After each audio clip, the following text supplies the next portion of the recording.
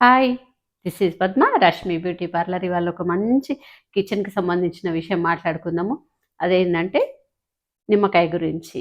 C vitamin మన బాడీలోంచి daily బయటికెళ్ళిపోతదని అంటుంటారు doctors. మనము అట్లనే ఇంటేక్ గూడా మనం కొంచెమన్నా తీసుకోవాలి డైలీ సి విటమిన్‌కి సంబంధించింది. సో, దాన్ని మనము వితౌట్ ఆయిల్ నిమ్మకాయతోటి మనం ఒకటి చేసుకుందాము. చూపిస్తాం మీకెట్లనో. మనము ఇవి చూసినవి దానికి కావాల్సిన ఇంగ్రీడియంట్స్ నిమ్మకాయలు, పచ్చిమిర్చి, అల్లం. ఇంతే ఈ మూడిటితోనే మీకు నిమ్మకాయ పచ్చడి అయిపోతుంది. సో అది ఎట్లనో చూద్దామా. మీరు క్వాంటిటీ చెప్తా నేను.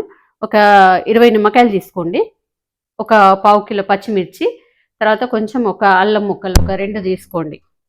ఇంత ఇంత సైజువి ఇంత సైజు ఒక 2 అల్లం ముక్కలు తీసుకొని పొట్టు తీసేసి నిమ్మకాయలను కూడా కడిగేసి ఇవన్నిటిని కడిగేసి మంచిగా గుడ్డతో తుడిచేసిన తర్వాత ఒక 10 నిమ్మకాయలను కట్ చేసుకుందాం ముక్కల్లాగా.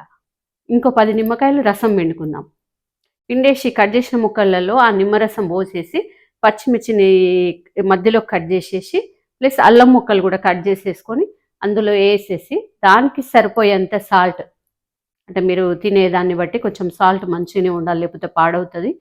సాల్ట్ అండ్ పసుపు ఇంతే. ఇంకా మీరు దాన్ని మిక్స్ చేసేసి పెట్టేసుకోండి. మీకు ఎన్ని రోజులైనా కూడా అది అలానే ఉంటుంది.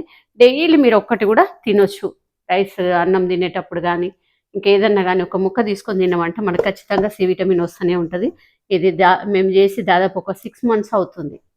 ఇంత స్టోరేజ్ చేసుకొని ఉంచుకోవచ్చా అంటే నిమ్మరసంకి ఏమి కాదు, ఫ్రిడ్జ్లో పెడతాం కదా. డైలీ కొంచెం తీసుకోండి. సి విటమిన్ స్కిన్కి కానీ అన్నిటికీ ప్రతి దానికి కూడా చాలా మంచిది.